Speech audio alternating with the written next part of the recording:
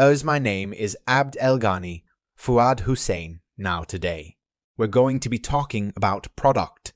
Variants and product variants allow your company to offer various options of products to customers, like items that come in different sizes or colors. For example, with properly configured variants, your customers can access different versions of single product and choose the exact combo of options they want, like picking out a specific color of clothing in the right size. For instance, I know I look great in an extra small shirt, but my coworkers may prefer that I get something that actually, but I understand, but hey, that's why it's good to have options, which is exactly.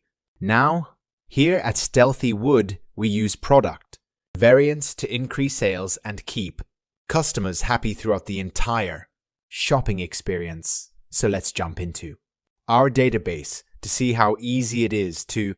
Alright, so first you want to make sure you have the variant setting activated. So let's go up here to the configuration. Alright, once that we're inside of here, you'll notice it's immediately up at the top. Just make sure that little checkbox is checked off. We already have it activated, but if you don't check that box and make sure to click save before exiting, but once that you do both of these things, you'll be ready to go. Alrighty, now that we've got the variant settings activated, let's go ahead and check our attributes. Now, attributes are things like size, color, fabric, and so on. Basically, to reach there, to do that, it could click on this handy little attributes thing, or I could also go up here to configuration and attributes, and both of these places will always take us to the right way. Either way, we've landed here, and it's a big list of all the attributes that I already configured in my database. I can also see that the display type for each of them is something either similar or different. Now, these represent how I'd like the values displayed to my customer. There is also a variant creation mode over here, and it basically tells me when those civic variants are created. There's also an e-commerce filter visibility field.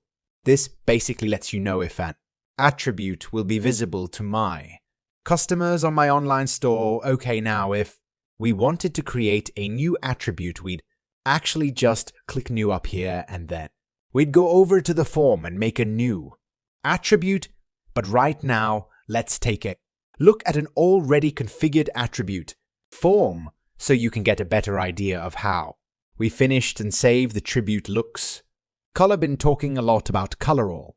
Right, as you can see, you'll find all sorts of fields that you can customize. After you pick a name for the attribute, you can select the display type radio. Now, this determines how the attribute is selected when you add the product to a quotation, or when a customer selects the product inside of your online store. The radio option lists your attribute and values in a bullet style list. Pills well.